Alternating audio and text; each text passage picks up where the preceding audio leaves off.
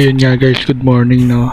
Ngayon ay Valentine's at bibili tayo ng bulaklak para kay Longlong. Pagkasundo ko nga sa kanya, siya yung pinagbubukas ko ng box para siya yung makakita ng bulaklak na binili natin.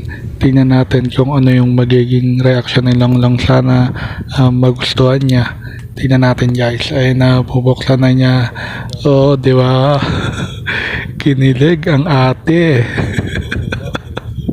Ayan, nilagay natin sa box. After nga nating maibigay yung bulaklak, hinatid na rin natin siya sa office at ayan, dala-dala niya yung bulaklak. Gusto niyang iwan kanina kasi nahihiya daw siya guys. Sabi ko ba't siya mahihiya? At after nga namin, after work ay pumunta kami dito sa may Robinson's Magnolia para mag-dinner. At ayan, tignan nyo naman guys, ang daming tao dito at dami din gusto mag-dinner at napili namin na dito kami mag-dinner sa may Famous Fire Grilled Chicken dito sa may Robinson's Magnolia.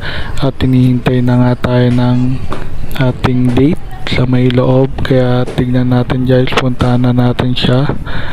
Ayan na, diba? Maganda rito guys at budget meal din yung pagkain nila. At ayan si Longlong, ayun ang ating date for today.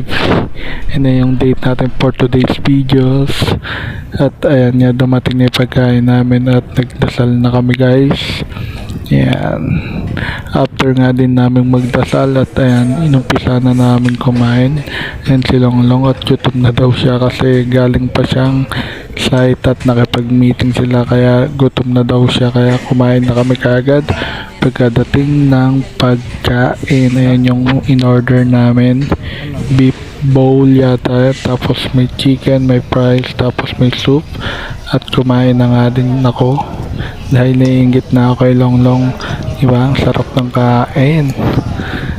Dito lang yan sa may Robinson's Magnolia at sarap din guys ang mga pagkain dito. I-testing nyo din kapag may time kayo. Yung ang nagustuhan namin dito ni Longlong yung chicken saka yung soup nila, masarap guys, i-try nyo. And then ayan, sinubukan pa nga ang sweet tames. Happy Valentine sa ating lahat.